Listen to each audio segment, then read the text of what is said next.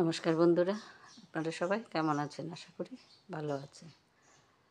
তো দুপুরে রান্না নিয়ে চলে আসলাম। আজ রান্না করব মলা মাছ বেগুন দিয়ে আর পাঙ্গাস মাছ টমেটো দিয়ে। তো আগে মাছগুলি ভেজে নেব।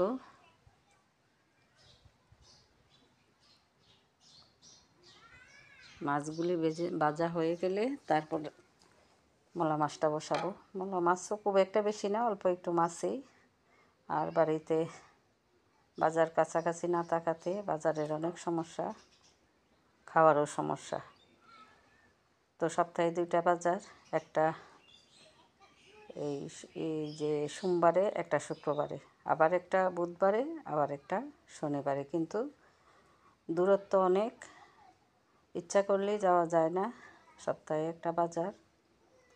আবার রাখারও সমস্যা, যে কিনে নিয়ে এসে রাখারও অনেক সমস্যা। কারণ আমার বাড়িতে শুধু ডিপ ফ্রিজ, নর্মাল না, এটার ভিতরে ওই যে এটা কেনা হয়েছে এই সুবিধার্থে যে বাড়ির জিনিসগুলি তো এই মানে তাজা কোনো কিছুই নেওয়া যায় না। তো পুকুরের মাছ আছে, এই গাছের যে কিছু জিনিস আছে যেগুলি ডিপে রাখা যায়, আম থেকে শুরু করে, যার কারণে ডিপটাই কেনা হয়েছে। তো সবজি টবজি বাজার থেকে কিনে আয়না রাখার কোনো সুযোগ নাই। তো আমরা দুইজনেই বাড়িতে এখন, আমি আমার হাজব্যান্ড, কারণ কাজের মাসিকে বাসায় পাঠাই দিছি, বাসায় রান্নারও সমস্যা। তো আমি বাড়িতে থাকলে ও ইয়েতে এই বাসায় থাকে, আর আমি বাসায় থাকলে ও বাড়িতে থাকে। তো এইভাবেই বাড়ি বাসা দুটোই দেখে রাখতে হয়। আমার এই গাছটা গতকাল হঠাৎ করে ঘুম থেকে উঠে দেখি একেবারে উঠানে পড়ে গেছে। কোনো বাতাস নাই, ঝড় বৃষ্টিও নাই, হঠাৎ করে পুরো গাছটা উঠানে। তো পাশের বাড়ির এক ভাইকে ডাকলাম যে কী কারণে পড়লো। পরে দেখে ও এটার গোড়ার মধ্যে পিঁপড়ার বাসা, এই পিঁপড়ায় বাসার মানে বানায়া উপরের দিকে মাটি উঠাই ফেলছে, যার কারণে তার গোড়াটা নরম হয়ে গেছে। পরে বলল যে পিঁপড়ার ওষুধ দেওয়ার জন্য। তো আজকে পিঁপড়ার ওষুধ ছিটাই রাখছি।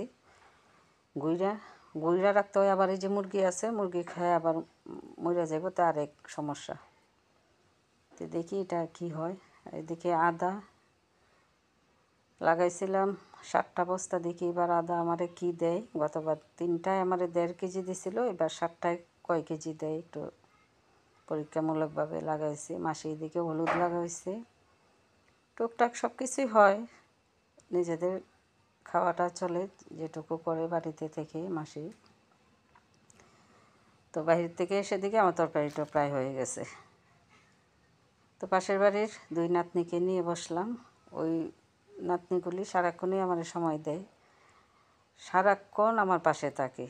ওই 2টা, একটাই বলবে টাম্মা ঘরটা ঝাড়ু দিয়ে দিই, একটাই বলবে একটু জল তুলে দিই স্নানের, এই খাওয়ার পরে বলবে যে থাল বাসনটি ধুয়ে ফেলি, এই আর কি। তো ওদেরকে নিয়েই ভালো আছি। তো ভালো থাকবেন, সুস্থ থাকবেন, আমার পাশে থাকবেন। ধন্যবাদ সবাইকে।